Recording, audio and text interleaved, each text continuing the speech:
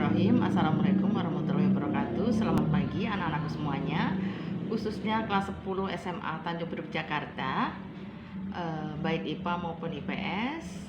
Hari ini hari Rabu tanggal 17 November 2021, kita bertemu kembali untuk mapel sejarah Indonesia ya. Baik, sebelum pembelajaran kita mulai, marilah kita berdoa terlebih dahulu menurut agama dan kepercayaan masing-masing. Baik, siap berdoa.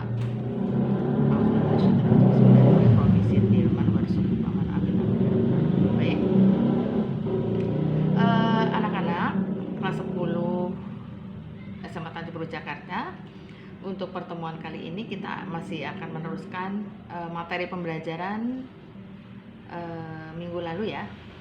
Jadi masih sejarah Indonesia, lanjutan bab 3 kelas 10, hasil-hasil dan nilai-nilai budaya zaman praksara.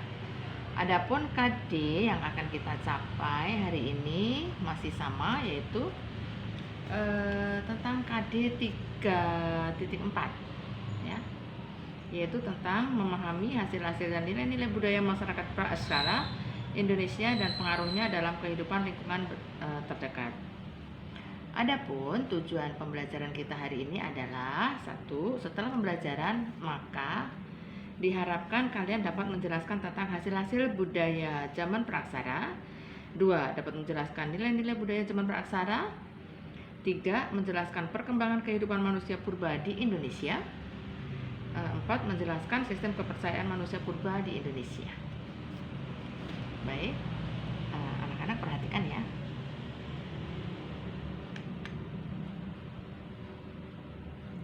Perhatikan buku pegangan kalian masing-masing. Silahkan dibuka bab 3 bagian belakang ya.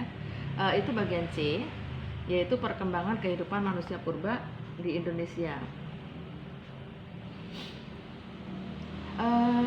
Kalian perhatikan ada masa berburu dan mengumpulkan makanan, ada masa bercocok tanam, dan ada masa perundagian. Ya, kalian bisa sendiri menyimak di buku LKS-nya apa itu masa berburu dan mengumpulkan makanan. Silahkan kalian lihat sendiri di buku pegangan ya, dilihat, dibaca, dan dipahami.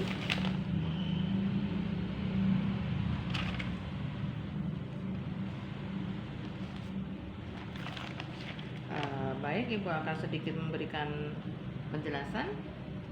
Pada saat makanan atau tumbuhan dan binatang yang disediakan alam itu berlimpah, maka tingkat kehidupan manusia pada waktu itu cukup berburu dan mengumpulkan makanan.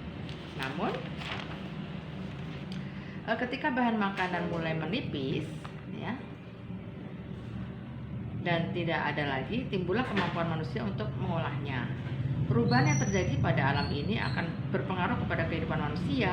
Mereka tidak lagi hidup berpindah-pindah atau nomaden, tetapi mulai pada kehidupan yang menetap. Berikut ini tahapan kehidupan manusia pada masa praaksara di Indonesia, yaitu masa berburu dan mengumpulkan makanan. Kalian bisa lihat sendiri, yaitu alat-alat yang digunakan itu yaitu alat serpi atau disebut dengan plakes. Bentuk alat ini sederhana dan dibuat kecil-kecil sekali dengan ukuran antara 10 sampai 20 cm berdasarkan bentuknya. Alat-alat serpi ini fungsi sebagai ya, waktu masa berburu itu ada pisau, gurdi, dan penusuk. Paham ya anak-anak? Berdasarkan alat-alat yang ditemukan, masa berburu dan mengumpulkan makanan ini termasuk pada masa Paleolitikum atau zaman batu tua ya. Ini ciri utama dari zaman ini. Alat-alat dibuat sangat sederhana dan kasar karena belum diasah. Jenis manusia pendukung masa Paleolitikum adalah jenis Pithecanthropus. Sedangkan masa bercocok tanam adalah ya, pada masa bercocok tanam, tempat tinggal manusia tidak berpindah-pindah seperti halnya pada masa berburu dan mengumpulkan makanan. Pada masa berburu dan mengumpulkan makanan,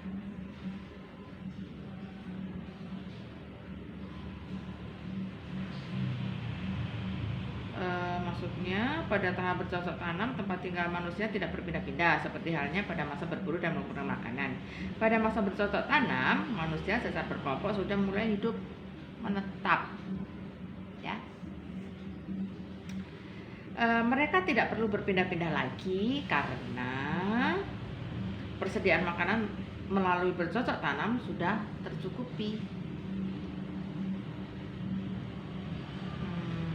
Itu ya. Benda-benda yang dihasilkan pada masa bercocok tanam adalah kejoker Medinger, Ambrosius rossi, gerabah, kapak persegi, kapak lonjong, perhiasan dan pakaian. Ya. Sedangkan ketiga adalah masa perundagian. Masa perundagian yaitu teknologi pembuatan benda-benda berkembang lebih pesat dibandingkan pada masa sebelumnya. Hal ini dimulai dengan penemuan baru teknik peleburan, percampuran, penempaan, dan pencetakan.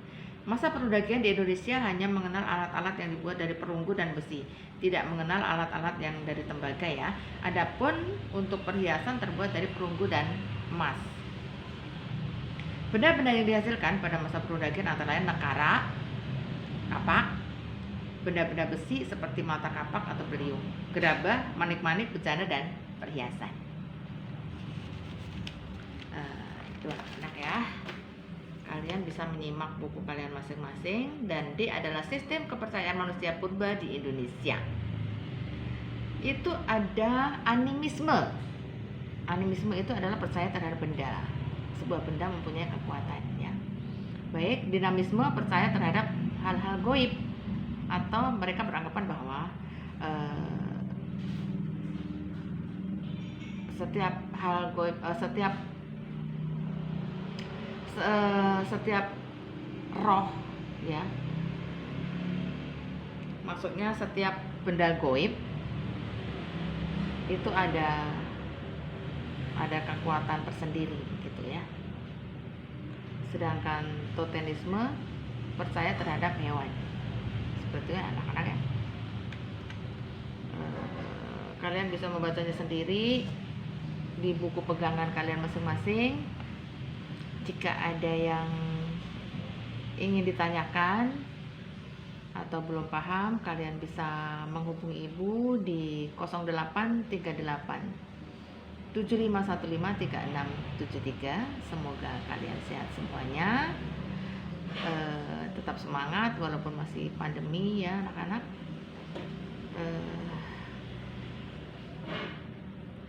Mungkin untuk mapel sejarah Indonesia hari ini, hari Rabu tanggal 17 November 2021, sampai di sini. Semoga kalian paham semuanya. Salam sehat selalu. Terima kasih.